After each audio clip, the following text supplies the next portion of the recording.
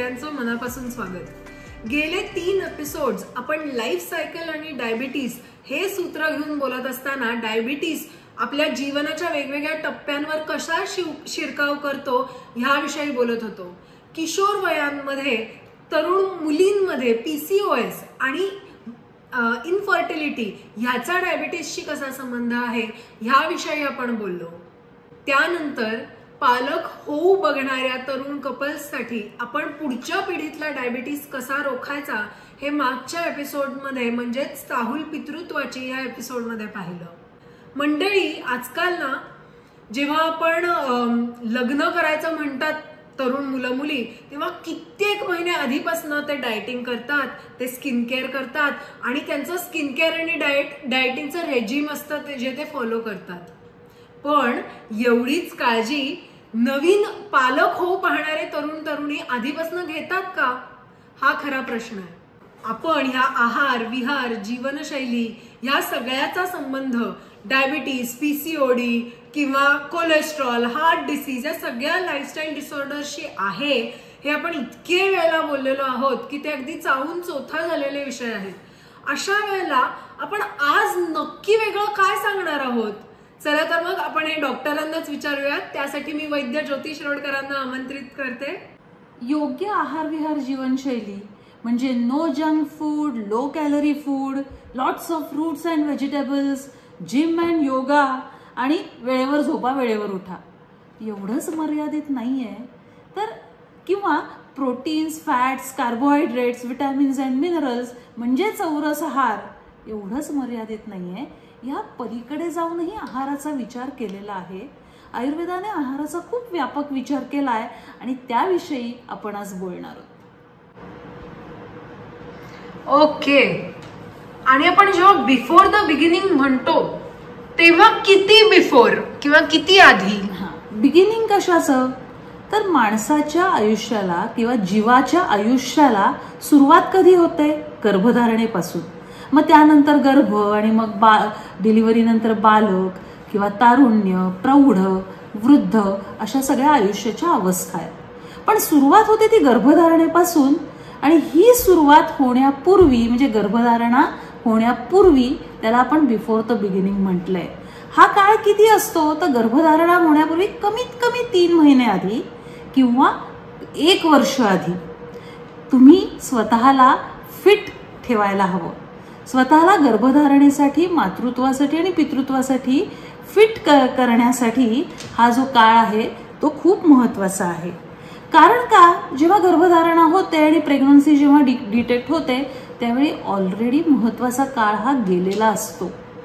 त्या काळामध्ये एस्पेशली पहिल्या 28 दिवसामध्ये ऑर्गॅनोजेनेसिस म्हणजे सर्व अंग प्रत्यंग सूक्ष्म रूपामध्ये उत्पत्ती त्यांची झालेली असते आणि तुमच्या आहार विहार जीवनशैलीचा परिणाम हा ऑलरेडी त्याच्यावर झालेला असतो आणि त्याच्यावर झालेला परिणाम हा जन्माला येणाऱ्या बालकाच्या आरोग्यावर आणि त्याच्या भविष्यातल्या आरोग्यावर पण होत असतो। त्यामुळे प्रेग्नन्सीची जाणीव होण्याच्याही आधी म्हणजेच गर्भधारणा होण्याच्या आधी 3 महिने किंवा कमीत कमी 1 वर्ष हा बिफोर द बिगिनिंगचा काळ आहे। ऍक्च्युअली जेव्हा तुम्ही सुजाण होता तेव्हाच ऍक्च्युअली हा काळ सुरू होतो। कारण आपली हेल्थ, आपलं आरोग्य मेंटेन करण्याच्या दृष्टिकोनातनं हा काळ हा कळत्या वयापासून सुरू झाला पाहिजे। ओके, पण पुढच्या पिढीमध्ये डायबिटीस रोखण्यासाठी गर्भधारणा होण्याआधीच काळजी घ्यायची हे आपण बरेच दिवस बोलतोय, पण म्हणजे नक्की काय काय करायचं? आपण ना सध्या सर्वसाधारणपणे गर्भधारणा होण्यापूर्वी काय काय आहार विहार असावा याविषयी बोलू। त्याविषयी इंटरनॅशनल गाईडलाईन्स काय आहेत ते आपण पाहू। आता ह्या ज्या सर्वसाधारण गाईडलाईन्स आहेत ते केवळ डायबिटीसच नाही तर इतर अन्य रोगांसाठी सुद्धा ऍप्लिकेबल आहेत। त्यामुळे त्या सर्वसाधारण गाईडलाईन्स विषयी मी आधी बोलणार आहे आणि मग आयुर्वेद काय म्हणतो ते आपण पाहूया। तर सगळ्यात महत्वाचं की तुम्ही विचार करता आता आपण प्रेग्नन्सीसाठी चान्स घ्यायचा आहे येत्या काही महिन्यात। तुमचं वजन बघा, तुमच्या पोटाचा घेर तपासा, पोट सुटलंय का तो विचार करा। मुलींनी आपली मेन्स्ट्रुअल सायकल्स किंवा मासिक पाळी ही नियमित आहे ना, त्यातला फ्लो व्यवस्थित आहे ना, सगळं नॉर्मल आहे ना हे बघा. पॉलिसिस्टिक ओव्हरी सारख्या ज्या काही कंडिशन्स आहेत त्या असतील तर त्याची आधी ट्रीटमेंट घ्या. तुमचं ब्लड प्रेशर व्यवस्थित आहे ना हे बघा. याशिवाय काही रक्ताच्या तपासण्या सुद्धा करता येतात, जसं आहे की ब्लड शुगर लेवल किंवा रक्तशर्करा, कोलेस्ट्रॉल किंवा थायरॉइडच्या तपासण्या करा. कारण अनेक तरुण तरुणींना हल्ली थायरॉइडनी ग्रासलेलं आहे आणि त्याचा संबंध बालकाच्या आणि गर्भाच्या आरोग्याशी नक्कीच आहे. तुमच्या शरीरात व्हिटॅमिन डी किंवा व्हिटॅमिन B12 याची कमतरता नाही ना हे तपासा. आणि सगळ्यात महत्त्वाचं म्हणजे तुमचं हिमोग्लोबिन.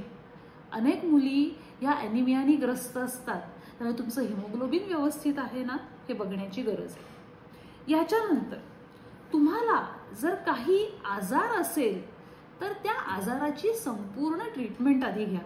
अगदी स्थौल्य जरी असलं, स्थौल्य हा हल्ली आजार मानायला सुरुवात झालेली आहे, तर स्थौल्य असेल तर वजन कमी करा.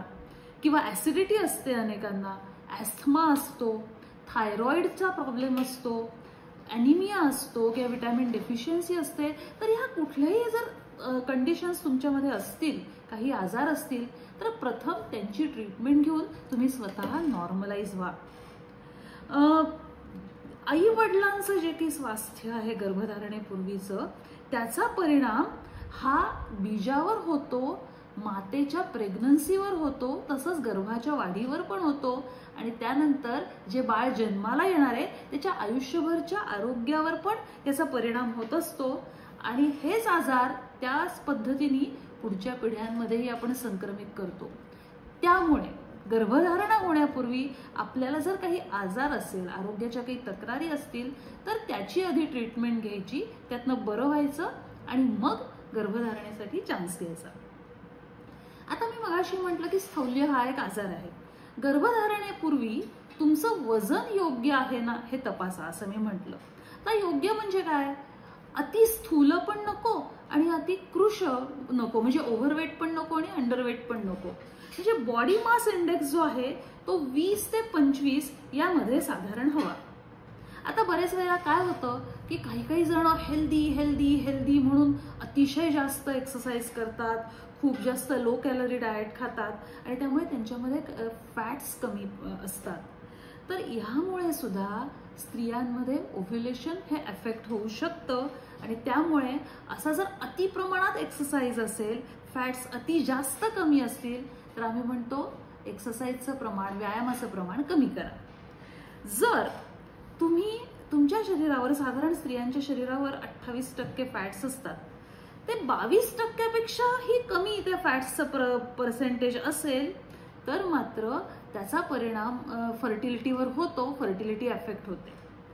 पुरुषांमध्ये आता आपण स्थौल्याकडे येऊया. हे मी तुम्हाला अंडरवेट असेल तर काय होईल हे सांगितलं, पण पुरुषांमध्ये स्पेशली जर बायकांमध्ये स्थौल्य जास्त असलं तर हॉर्मोनल इम्बॅलन्स होतो, पॉलिसिस्टिक ओव्हरी होते, अनेक प्रॉब्लेम्स येतात, अनियमित मासिक धर्म होतो आणि त्याचा परिणाम फर्टिलिटीवर होतो किंवा वंध्यत्वामध्ये त्याचं पर्यवसन होतं. पुरुषांमध्ये जर स्थौल्य असेल, जे BMI 25 जास्त असेल, तर त्यांचा स्पर्म काउंट आणि विशेष करून स्पर्मची क्वालिटी अफेक्ट होते. आणि हे सिद्ध झालेलं आहे, हे प्रत्यक्ष अनेक ऑब्झर्वेशन्सनी हे लक्षात आलेलं आहे. सगळ्यात महत्त्वाचं, स्थौल्यामुळे तुमचं पहिली गोष्ट म्हणजे फर्टिलिटी अफेक्ट होते, त्याच्यानंतर प्रेग्नन्सीची कॉम्प्लिकेशन्स वाढतात, गर्भाच्या वाढीवर परिणाम होतो. याशिवाय स्त्रियांमध्ये जस्टेशनल डायबिटीस याची शक्यता वाढते, म्हणजे गर्भारपणी होणारा डायबिटीस याची शक्यता ही खूप जास्त पटींनी वाढते जर स्थौल्य असेल तर. आणि जस्टेशनल डायबिटीस असेल तर मग बाळ वजनाने खूप मोठ्या आकाराचं होणं आणि मग प्रेग्नन्सीमधली कॉम्प्लिकेशन्स होणं किंवा बाळाची वाढ व्यवस्थित न होणं किंवा काही अनुवंशिकतः, जन्मतः, अनुवंशिकतः नाही, जन्मजात जे आजार येतात ते बाळामध्ये येणं, यासारख्या गोष्टी होऊ शकतात. याही पुढे जाऊन जे बाळ जन्माला येणार आहे, जर आईवडील स्थूल असतील गर्भधारणेपूर्वी, तर जन्माला येणाऱ्या बाळामध्ये सुद्धा ते स्थौल्य संक्रमित होतं आणि त्याचा परिणाम अनेक रोगांमध्ये होण्यामध्ये होतो. त्यामुळे वजन हा खूप महत्वाचा विषय आहे. आता आहार काय हवा, आपल्याला आधुनिक शास्त्र काय सांगतं, तर मी तुम्हाला पटकन थोडक्यात ती लिस्ट सांगते. आधुनिक शास्त्र सांगतं की जेवणामध्ये होल ग्रेन्स म्हणजे धान्य जे आहे ते कोंडा न काढता संपूर्णतः जसं आहे निसर्गाने दिलंय तसं वापरा. आता आपल्या भारतीय पद्धतीत ना मुद्दाम हे सांगण्याची गरज नाहीये, आपण होल ग्रेन्सच वापरतो. मैद्याचे पदार्थ हे कधीतरी मिठायांसाठी फराळासाठी वापरले जातात, पण आपण गहू तांदूळ हा कोंड्यासकट वापरतो. फक्त सध्या काय झालंय, तांदूळ सुद्धा पॉलिश्ड वापरायला सुरुवात झाली आहे, किंवा डाळी वगैरे सुद्धा अतिशय पॉलिश्ड वापरल्या जातात, ज्याच्यामध्ये त्याच्यावरचा कोंडा आणि पर्यायाने जीवनसत्व आणि फायबर्स निघून जातात. तर इंटरनॅशनल गाईडलाईन्समध्ये होल ग्रेन्स असं त्यांनी रेकमेंड केलेलं आहे. आणि त्यामुळे तुम्ही त्याच्यामध्ये ब्राऊन राईस येतो, गहू येतो. हल्ली गहू सोडण्याकडे बऱ्याच जणांचा कल आहे, पण याच्यात ब्राऊन राईस, गहू, ओट मिल्स असं सांगितलेलं आहे. पण मला इथे मुद्दाम सांगायचं आहे, इथे कुठेही मिलेट्सचा उल्लेख नाही. त्यानंतर अजून सांगितलेलं आहे की भरपूर फळं, पालेभाज्या किंवा बाकीच्या सगळ्या भाज्या, कांदे, बटाटे, टोमॅटो, वांगी, ज्या ज्या काही भाज्या असतील, गाजर, मुळा, ह्या सगळ्या भरपूर प्रमाणात खा असं त्यांनी आवर्जून सांगितलंय. तिसरं आहे मांसाहार, ज्याच्यामध्ये सी फूड त्यांनी सांगितलेलं आहे की ज्याच्यामध्ये एस्पेशली फिश जे आहे त्याच्यामध्ये ओमेगा 3 फॅटी ऍसिड्स असतात आणि म्हणून ते खा असं ते म्हणतात. याशिवाय चिकन खायला सांगितलंय, पण रेड मीट हे कमीत कमी प्रमाणात खा असं आवर्जून सांगितलंय. आता शाकाहारी लोकांनी काय करायचं, तर फ्लॅक्स सीड्स म्हणजे जवस खायचं, अंडी किंवा जे अंडी खातात त्यांनी अंडी खावीत की ज्याच्यामुळे तुम्हाला ओमेगा 3 फॅटी ऍसिड्स मिळू शकतात. ड्रायफ्रुट्स किंवा नट्स ज्याला म्हणतो त्याच्यामध्ये त्यांनी बदाम आणि काजू रेकमेंड केलेले आहेत. आणि त्यानंतर प्रोटीन्ससाठी डाळी, कडधान्य याचा भरपूर प्रमाणात वापर सांगितलाय. आता ह्या गाईडलाईन्समध्ये एस्पेशली येतं ते एक्स्ट्रा व्हर्जिन ऑलिव्ह ऑइल, म्हणजे ऑलिव्ह ऑइलचा वापर करा असं त्यांनी सांगितलेलं आहे. आणि आपण ऑलिव्ह ऑइल भारतामध्ये वापरण्याचा अति जास्त प्रघात नाही. आपण तिळाचं तेल वापरतो, जे लोकल आहे ते महत्वाचं आहे, ते आपण खाऊया. आणि ते कसं बरोबर आहे याचं मी तुम्हाला थोड्या वेळातच सांगते. पण सगळ्यात महत्वाचं म्हणजे तुम्ही जवस, सूर्यफुलाचं तेल किंवा अक्रोड किंवा फिश यामध्ये जे फॅट्स मिळतात, ज्याला आपण ज्याला पॉलिअनसॅच्युरेटेड फॅट्स म्हणतात किंवा मोनोअनसॅच्युरेटेड फॅट्स म्हणजे जे बदाम, शेंगदाणा, तीळ या सगळ्यामध्ये असतात, ते पदार्थ आवर्जून खा असं ते म्हणतात. पण ह्याच वेळी सॅच्युरेटेड फॅट्स खाऊ नका आणि एस्पेशली डालडा किंवा त्यासारखे वनस्पतीजन्य तूप जे आहे ते खाऊ नका असं ते आवर्जून सांगतात. डेअरी प्रोडक्ट्स त्यांनी खायला सांगितलेले आहेत. सध्या लॅक्टोज इंटॉलरन्स, दुधाचे प्रॉब्लेम्स, दुधाच्या विरुद्ध आलेली लाट यामुळे आपण दुग्धजन्य पदार्थ टाळण्याकडे आपला कल चाललेला आहे. पण यांनी डेअरी प्रोडक्ट्स रेकमेंड केलेले आहेत. कार्बोहायड्रेट्स जर तुम्ही घेणार असाल तर होल ग्रेन्समधनं कार्बोहायड्रेट्स मिळतातच, पण लो ग्लायसेमिक इंडेक्स कार्बोहायड्रेट्स हे घ्या. याचा अर्थ असा की जे खाल्ल्याने शुगर जास्त वाढत नाहीत असे कार्बोहायड्रेट्स, अशी कर्बोदकं खा असं ते म्हणतात. यामध्ये साखर, रिफाईंड शुगर ज्याला आपण म्हणतो, तसे गोड पदार्थ हे कमीत कमी खाणं हे आवश्यक आहे. फ्रुट्स अँड व्हेजिटेबल्समध्ये फायबर भरपूर मिळतंच. याशिवाय विटॅमिन सप्लिमेंट्स त्यांनी सांगितले, ज्यामध्ये आयर्न आहे, फोलिक ऍसिड आहे, B12, D3, मल्टीविटॅमिन, शिवाय झिंक वगैरे यासारखी मिनरल्स सांगितलेली आहेत. मंडळी, हे सगळे जेव्हा गाईडलाईन्स मी पाहते किंवा आपण वाचतो ना, मला सावता माळ्याचा एक अभंग आठवतो. कांदा मुळा भाजी अवघी विठाईस माझी, लसूण मिरची कोथिंबिरी अवघाची झाला माझा हारी. करोडो रुपये खर्च करून जगभरातल्या शास्त्रज्ञांनी पुष्कळसा वेळ, पुष्कळशी शक्ती खर्च करून जे काही ऑब्झर्वेशन्स, जी काही निरीक्षणं नोंदवली आणि त्यातनं ह्या गाईडलाईन्स ज्या काही तयार केलेल्या आहेत, मंडळी ह्या आपल्या सावतामाळ्यांनी किंवा आपल्या परंपरेनी ह्या आधीच घालून ठेवलेल्या आहेत. हे मला तुम्हाला आवर्जून सांगावंसं वाटतं. गर्भधारणेसाठी इच्छुक असलेल्या शेकडो नव्हे हजारो स्त्रियांचा आणि जोडप्यांच्या आहाराचा अभ्यास करून या गाईडलाईन्स ठरवलेल्या आहेत. त्यामुळे ह्या मी आपल्याला सांगितल्या.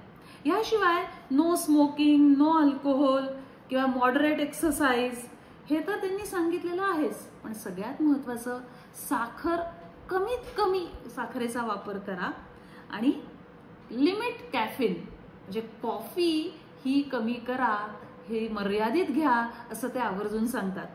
सध्या सगळीकडे कॉफी शॉप्स आणि कॉफी स्टॉप्स ही इतकी प्रचंड असतात आणि ती दुथडी भरून वाहत असतात.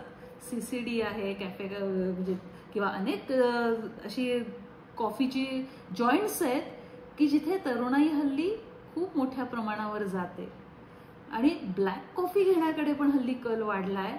पण कॅफिन ही लिमिट करायला सांगितलेलं आहे. तर अशा प्रकारे आपण या मॉडर्न सायन्सच्या गाईडलाईन्स बघितल्या.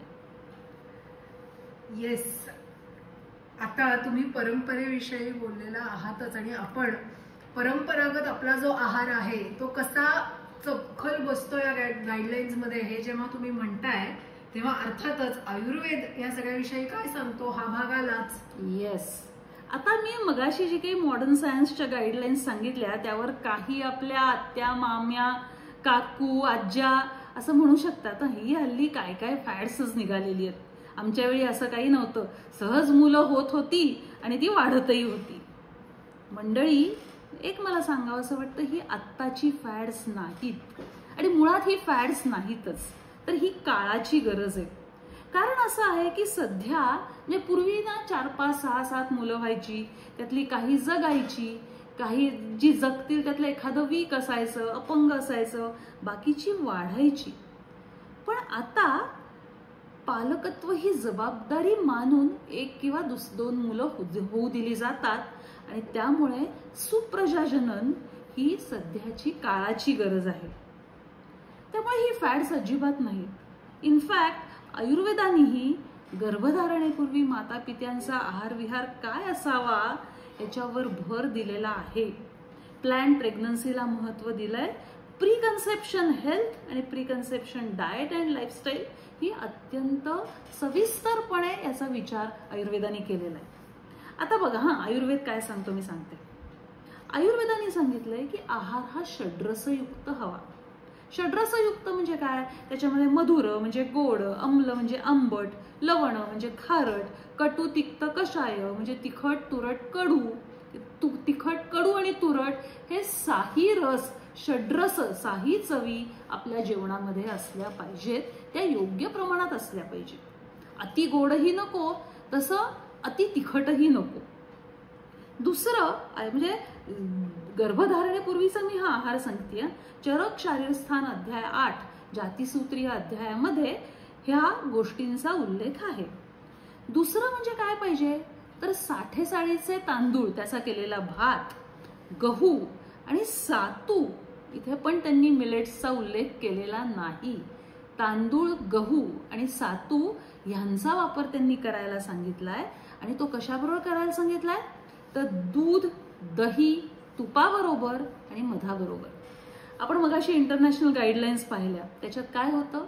होल ग्रेन, हाय फायबर आणि ऑप्टिमल कार्बोहायड्रेट्स ह्या 3ही गोष्टी या भात म्हणजे 48 तांदूळ, होल ग्रेन, गहू आणि सातू, हाय फायबर ह्या सगळ्या गोष्टी याच्यामध्ये अतिशय चपखल बसतात. याशिवाय दूध, दही, तूप यामध्ये दूध तर हे पूर्णान्न आहे, त्याच्यामध्ये सगळे विटॅमिन्स अँड मिनरल्स आहेत. त्याच्यापासून दही होतं, त्याच्यातही विटॅमिन्स येतात. त्यानंतर तूप येतं, त्याच्यामध्ये आपल्या घरच्या लोणकढ्या तुपामध्ये ओमेगा-3 फॅटी ऍसिड असतं, इसेन्शियल फॅटी ऍसिड्स असतात. त्यामुळे आणि त्यानंतर मधाचाही त्यांनी वापर करायला सांगितलाय. आणि हे कधी खावं? सकाळ संध्याकाळ, सकाळपासून संध्याकाळपर्यंत टाइम टू टाइम जेव्हा भूक लागेल तेव्हा खावं आणि योग्य प्रमाणात खावं, योग्य मात्रेत खावं. म्हणजे मग आहार कसा पाहिजे तर त्रिदोषांचं साम्य, कफ पित्त वात हे जे त्रिदोष आपल्या शरीरात असतात त्यांना साम्यावस्थेत ठेवणारा आहार पाहिजे. मग त्यांची साम्यावस्था जर आपल्याला हवी असेल तर त्याच्यामध्ये पंचकर्मांनी शरीरशुद्धी पण करायला सांगितली आहे. मग वमन आहे, विरेचन आहे, बस्ती आहे. आणि ह्या सगळ्यांनी शरीरशुद्धी झाल्यावर पुरुषांनी काय करावं तर मधुर औषध सिद्ध घृत आणि क्षीर म्हणजे काही वनस्पती आहेत, ब्राह्मी आहे, शतावरी आहे, यष्टीमधू आहे, त्या औषधांनी सिद्ध केलेलं दूध आणि तूप यांचं प्राशन करावं. तर स्त्रियांनी उडीद आणि तेल याचा वापर करावा. मंडळी, ह्या ज्या गाईडलाईन्स आहेत त्याचा सखोल अभ्यास होणं गरजेचं आहे, सखोल विचार होणं गरजेचं आहे. मुळात योग्य आहार कशाला म्हणायचं? आता असं आहे ना की प्रकृती, ऋतू, वय किंवा सात्म्य म्हणजे ज्याची आपल्याला सवय आहे त्या गोष्टी, तुमचं एनर्जी एक्सपेंडिचर म्हणजे तुम्ही ऊर्जा किती खर्च करताय, या सर्वांचा विचार करून केलेला जो आहार आहे तो योग्य आहार म्हणायचा. मग अतिपोषण झालेले किंवा अगदी कमी कुपोषित असलेले किंवा कृश व्यक्ती यांच्यासाठी आहार विचार हा वेगळा असतो. यामध्ये तुमच्या पोटाचाही विचार करायला हवा. म्हणजे पोटाचे जर 4 भाग आपण मानले तर 2 भाग आहाराने भरायचा, 1 भाग पाण्याने आणि 1 भाग रिकामा ठेवायचा हवेसाठी. त्या प्रमाणात आहार घ्यायचा. याशिवाय तुमच्या पचनशक्तीचाही विचार करायला पाहिजे की तुम्हाला काय पचतं, काय मानवतं. हा विचार खूप महत्वाचा आहे. इंटरनॅशनल गाईडलाईन्स काहीही असतील पण तुम्हाला त्यातलं काय पचतं हे महत्वाचं आहे. सगळ्यात महत्वाचं अनशन म्हणजे अगदी न खाणं, अति प्रमाणात उपवास नकोत. अत्यशन नको म्हणजे अति जास्त प्रमाणात खाणं नको.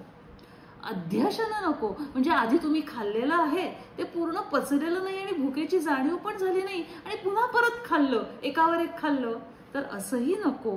विषमाशन म्हणजे कधीतरी खूपच कमी खाल्लं, कधीतरी खूप जास्त खाल्लं, असंही नको. फळं खा पण मिल्कशेक्स किंवा फ्रूट ज्यूस किंवा आईस्क्रीम्स किंवा पुडिंग्स हे नकोत. दूध प्या पण कसं, तापून गार केलेलं किंवा तापवलेलं, साई सकट किंवा साई विरहित दूध तुम्ही घ्यायला हरकत नाही. पण बासुंदी, श्रीखंड, खवा हे असले पदार्थ अजिबात नकोत. दही घ्या, ताक घ्या पण लस्सी नको, फ्लेवर्ड ताक नको आणि पॅकेज तर नकोच नको. लोणी तूप अवश्य खा पण ते लोणी कुठलं पाहिजे तर साईला विरजण लावून त्याचं दही करून ते घुसळून त्याचं ताक करून ताकावर आलेलं पांढरं लोणी, ते लोणी अवश्य खा. त्या लोणी कढवून केलेलं तूप अवश्य खा पण डालडा नको. मीठ घालून खारवलेलं बटर नको किंवा इतर काही जी काही पॅकेज हल्ली मिळतात ती नकोत. तेल पाहिजेच, तिळाचं तेल म्हणजेच तिळाचं तेल असा खरं तर अर्थ अभिप्रेत आहे, पण तळण नको. सोप्या कमीत कमी जटिल अशा पाककृतीतून तयार केलेले जे अन्नपदार्थ आहेत ते अवश्य खा. पण खूप कॉम्प्लेक्स जे आहे ना की शिजवा पण, तळा पण किंवा अजून काय काय करा, असले जटिल पाककृतीतनं केलेले पदार्थ हे बऱ्याच वेळेला हाय कॅलरी असतात, पचायला जड असतात, ते नको. म्हणजे बटाटा वडा म्हणजे बटाटा वडा, पॅटीस असे नकोत. खाण्यामध्ये प्रकृतीचा विचार हा खूप जास्त महत्वाचा आहे आणि तो गर्भधारणेपूर्वी म्हणजे जे काही गर्भधारणा करण्यासाठी इच्छुक असलेली जोडपी आहेत, आई बाबा आहेत, त्यांच्या प्रकृतीचा विचार हा अतिशय महत्वाचा ठरतो. जे किडकिडीत वातप्रकृती आहेत त्यांनी फुटाणे, कोरडं अन्न किंवा कच्च्या भाज्या, कच्ची सॅलड्स कमीत कमी खा किंवा शक्यतो टाळा. त्यांनी स्निग्ध पदार्थाचा वापर जास्त करा, शिजवलेलं अन्न खा. पण हे जर कफप्रकृती जे स्थूल असतील त्यांनी भरपूर सॅलड्स खा किंवा उसळी खा, भाजलेले पदार्थ खा. हाय फायबर हे त्यांच्यासाठी उत्तम. जे नाजूक पित्त प्रकृती लोक आहेत त्यांनी दुधा तुपाचा वापर करा, लाह्या खा की जेणेकरून पित्त बॅलन्स होईल. मसालेदार पदार्थ मात्र कमीत कमी खा. जर दूध प्यायचं असेल, वातप्रकृती माणसांनी काय करायला हवं, त्यांनी म्हशीचं दूध प्यायलं तरी चालेल, साई सकट दूध प्यायलं तरी चालेल, अगदी साजूक तुपातला शिरा खायला सुद्धा हरकत नाही. पण कफप्रकृती व्यक्ती असेल तर त्यांनी साय काढलेलं, तापवलेलं किंवा गाईचं ज्याच्यामध्ये कमी फॅट्स असतात असं दूध घ्यावं. पित्त प्रकृती व्यक्तींनी दूध घ्यावं पण ते गरम न घेता त्यांनी कोमट किंवा रूम टेम्परेचरचं किंवा थोडंसं थंड दूध घ्यायला हरकत नाही. पित्त प्रकृती व्यक्तींनी थोडा ओला नारळ खडीसाखर याचाही वापर करायला हरकत नाही, थोडा कमी प्रमाणात अर्थातच खडीसाखर. नंतर वातप्रकृती व्यक्ती असेल तर सर्व प्रकारचे ड्रायफ्रुट्स तुम्ही खाऊ शकता, फळं खाऊ शकता.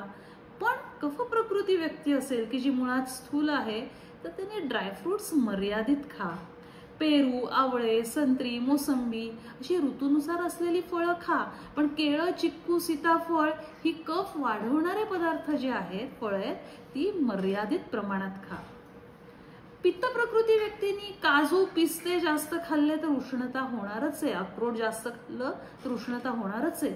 पण त्यांनी काळ्या मनुका, बेदाणे, अंजीर ह्यासारख्या गोष्टी भरपूर प्रमाणात खा. तसेच फळंही सगळ्या प्रकारची खा. वातप्रकृती व्यक्ती असेल तर भात, बटाटा वगैरे व्यवस्थित खायला हरकत नाही, पण कडधान्य मात्र माफक प्रमाणात खा. त्यातल्या त्यात मोड आलेली कडधान्य खाऊ नका, कारण ती वातूळ असतात, त्रास देऊ शकतात. हेच कफ प्रकृती व्यक्तींनी मात्र भात, बटाटा कमी केला पाहिजे आणि मोड आलेली कडधान्य खायला हरकत नाही, मात्र ती पचतील एवढीच खा. उपवासाच्या बाबतीत वातप्रकृती व्यक्तींनी उपवास अजिबात करायचा नाही. पित्त प्रकृती व्यक्ती असेल तर त्यांनी थोडंफार हलका आहार घेऊन उपवास करायचा, पण तो काही काळापुरता, काही तासांपुरता करायचा. कफ प्रकृती व्यक्तींनी उपवास केला तर हरकत नाही. वातप्रकृती व्यक्ती असेल तर त्यांनी कडू, तिखट, तुरट या चवींचे पदार्थ अत्यंत कमी खायचे किंवा टाळायचे. सुपारी, बडीशोप असेल तर ती वातप्रकृती व्यक्तींनी शक्यतो खाऊ नये. कफ प्रकृती व्यक्तींनी ती थोडीफार खाल्ली तर चालेल, पण थंडगार पदार्थ आणि गोड पदार्थ कफ प्रकृती व्यक्तींनी टाळायला हवेत. पित्त प्रकृती व्यक्तींनी आंबट, तिखट, मसालेदार, लोणची या सगळ्या गोष्टी टाळायला पाहिजेत. अतिउष्ण आहार सुद्धा पित्त प्रकृती व्यक्तींनी करता कामा नये. आणि तंबाखू, धूम्रपान, गुटखा, मद्य ह्या गोष्टी मात्र सर्वच प्रकृतीच्या व्यक्तींनी टाळायला हव्यात. साखरेविषयी मी थोडं बोलणार आहे. काही जण म्हणतात की आम्ही साखर खात नाही पण आम्ही गुळ घेतो. मंडळी, साखरेत केमिकल्स असतात, त्याने नुकसान होतच, पण म्हणजे गुळ खाल्ला तर चालेल असं काही समजू नका बरं का. तोही अत्यंत मर्यादित प्रमाणातच खायला पाहिजे. दुसरी गोष्ट, कुठलाही गोड पदार्थ कसा खावा? तळहातावर मावेल एवढा, प्रसादा एवढा. पूर्वी नैवेद्याला नेहमी गोडच पदार्थ दाखवले जायचे आणि ते गोड पदार्थाचा प्रसाद सगळ्यांना वाटला जायचा. म्हणजे तुम्ही प्रसादा एवढंच गोड खाणं अपेक्षित होतं. जेव्हा त्याची स्वीट डिश झाली तेव्हा सगळा प्रॉब्लेम यायला लागला. पूर्वी साखरेचं उत्पादन पण एवढं होत नव्हतं. आता साखर कारखान्यांची इतकी चलती आहे की त्यामुळे आपण स्वतः साखर सम्राट व्हायची वेळ आलेली आहे. ती साखर खाऊन खाऊन जे डायबिटीस होण्याची वेळ आली आहे. त्यामुळे साखर ही टाळायलाच पाहिजे, जेवढी शक्य आहे तेवढी टाळायला पाहिजे. शरीराला जी साखर हवी ती आपल्याला भात पोळीतनं मिळते. त्यासाठी वर्ण साखर घेऊन त्याचे गोड पदार्थ बनवून ते खायची गरज ही अत्यंत नगण्य आहे. जेवढी कमीत कमी तुम्ही खाल तेवढं चांगलं. चालेल, तर मग आतापर्यंत आपण या आहाराविषयी बोललो. शाल्मली, आपण आता पुढच्या प्रश्नाकडे जाऊ. येस, मी ना त्याच्या आधी एक प्रश्न घेणार आहे, कारण तो आहाराविषयीच आहे. Folate is crucial for neural tube development in the fetus, found in leafy green legumes, citrus fruits and fortified cereals. बरोबर. हे साध्य कसं होऊ शकेल? एकतर हल्ली तुम्ही प्रेग्नन्सी प्लॅन करत असाल आणि तुम्ही जर गायनेकोलॉजिस्टकडे गेलात तर फोलिक ऍसिडच्या गोळ्याच देतात हल्ली गायनेकोलॉजिस्ट. तुम्हाला 1 ते 1.5 महिना आधी त्या सुरू करतात फोलिक ऍसिडच्या गोळ्या आणि त्यानंतरही काही आठवडे सुरू ठेवतात. आणि शिवाय ज्या काही हिरव्या पालेभाज्या आहेत त्यातनं तुम्हाला फोलेट मिळतं आणि त्यामुळे त्याची गरज भागवली जाते. न्यूरल ट्यूब डिफेक्ट्स हे लाखातनं वगैरे एखाद्याला होणारा हा प्रॉब्लेम आहे, पण तो टाळण्यासाठी सरसकट हल्ली गर्भिणींना फोलिक ऍसिड दिलं जातं. ओके मंडळी, मी ना मध्ये एका फिल्मस्टारचा इंटरव्ह्यू पाहिला होता. त्याच्यात ती तिच्या लग्नाच्या कितीतरी आधी असं म्हणली होती की I want to have kids because I want to eat everything that I can. So generally प्रेग्नन्सीचा काळ हा आवडतं खाणे पिणे क्रेविंग्स डोहाळे या सगळ्याशी रिलेट केला जातो. पण आत्ताच डॉक्टरांनी आपल्याला सांगितलंय हे खाऊ नका ते खाऊ नका हे करू नका ते करू नका, मग काय मजा करायचीच नाही का आणि आवडतंय ते खायचंच नाही का? पण मंडळी असं काही नाही बरं का, आपण काही अंगाला राख फासलेली नाही की हे नको ते नको ही रिस्ट्रिक्शन्स ती रिस्ट्रिक्शन्स असं काही म्हटल्यावर आपल्याला असं वाटेल की अरे डिप्रेशनच येईल मला, हे करू नका ते करू नका म्हणजे काय. पण मी तुम्हाला इथे मंत्र देणार आहे, तो आहे शेअर अँड केअर. म्हणजे काय, गोड खायचं आहे ना, प्रसादाच्या क्वांटिटीत खा आणि सगळ्यांना वाटा. केक खायचा आहे का, तो मैद्यापासून आहे, त्याच्यात साखर खूप आहे, पण खूप खावासा वाटला तर एक केक अनेकांमध्ये वाटा आणि तुम्ही एक छोटा पीस खा. स्वीट डिश ही पण शेअर करा. मस्तानी प्यावीशी वाटली तर छोटा साईज घ्या आणि तोही अनेकांमध्ये शेअर करा, म्हणजे तुम्हाला ती खाता पण येईल वस्तू, पोर्शन साईज पण कमी होईल. 80% वेळा जर तुम्ही रिस्ट्रिक्शन्स पाळल्या, रिस्ट्रिक्शन्स म्हणण्यापेक्षा गाईडलाईन्स पाळल्या आणि 20% वेळा हे जर झालं तर काही प्रॉब्लेम नाही, असं मी तुम्हाला आत्ताच सांगून ठेवते. हॉटेलिंग अवश्य करा, पण तिथे हेल्दी चॉईसेस ठेवा, कारण हल्ली हॉटेल्समध्ये हेल्दी चॉईसेस अवेलेबल आहेत. सेलिब्रेशन्स खूप असतील आणि ती टाळता येत नसतील तर घरनं खाऊन जा आणि मग थोडीशी भूक शिल्लक ठेवा आणि तिथे खा, आपोआप तिकडचं खाणं कमी होईल. हॉटेलमध्ये जाऊन बसण्याऐवजी मस्तपैकी पार्कमध्ये किंवा ट्रेकिंग करा किंवा टेकड्यांवर जा, सूर्योदय किंवा सूर्यास्त बघा आणि मस्त वेळ घालवा. कारण आहे की एकदा प्रेग्नन्सी सुरू झाली की परत ह्याही फिजिकल ऍक्टिव्हिटीला थोड्याफार मर्यादा येणार आहेत, त्यामुळे आधी भरपूर हिंडा. आहारामध्ये चुका कुठे होतात माहितीये का, भाजी कमी खायची, पातळशी डाळ घ्यायची, कोशिंबिरी नसतातच आणि मग भात आणि पोळी जास्त खायचं, म्हणजे कार्बोहायड्रेट्सच प्रमाण जास्त होतं आणि बाकीचे हे जे आवश्यक घटक आहेत की ज्याला आपल्या भारतीय किंवा महाराष्ट्रीयन ताटात आपण चौरस आहार आणि समतोल आहार म्हणतो, त्याचा तोलच ढासळतो. कारण भाजी एवढूशी, चटणी एवढूशी, कोशिंबीर नाही, पातळशी आमटी आणि मग त्याच्यावर 3-3, 4-4 पोळ्या खायच्या किंवा भात खायच्या, हा नक्कीच समतोल आहार नाही. तेलाचे तवंग किंवा झणझणीत रस्सा किंवा तिखटाचा मारा केलेल्या सगळ्या भाज्या, खरडा हे कमी करा. भाजी, एक वाटी भाजी, घट्टशी डाळ, कोशिंबीर अशी जी गोष्ट असल्या ना की भात पोळीचं प्रमाण आपोआपच कमी होतं आणि कार्बोहायड्रेट्स कंट्रोल होतात. तूप हे अल्प प्रमाणात हवंच, चमचाभर पातळ केलेलं तूप जेवणात हवं, पण तुपाचाही अतिरेक नको. चीज बटर ह्यापेक्षा घरी केलेलं पांढरं लोणी हे केव्हाही चांगलं. याशिवाय मैदा, कोक्स की ज्याच्यामध्ये साखरेचं प्रचंड प्रमाण आहे, पेस्ट्रीज, चॉकलेट्स हे पूर्णपणे टाळा. मस्तपैकी छान वाचन करा, उत्तम संगीत ऐका, छान सिनेमे पहा, छंद जोपासा आणि आनंदी राहण्याचा प्रयत्न करा. आणि सगळ्यात महत्त्वाचा मंत्र लक्षात ठेवा, शेअर अँड केअर. ओके, मी अजून एक प्रश्न विचारणार आहे. आजकाल जेव्हा मुली त्यांच्या गायनॅक्सकडे जातात तेव्हा साधारणपणे पेरेंट्स होऊ पाहणाऱ्या सगळ्या जोडप्यांना एक भरमसाठ विटॅमिन्स, टॅबलेट्स, काय वेगवेगळे ज्युसेस, लिक्विड्स असं रेकमेंड केलं जातं.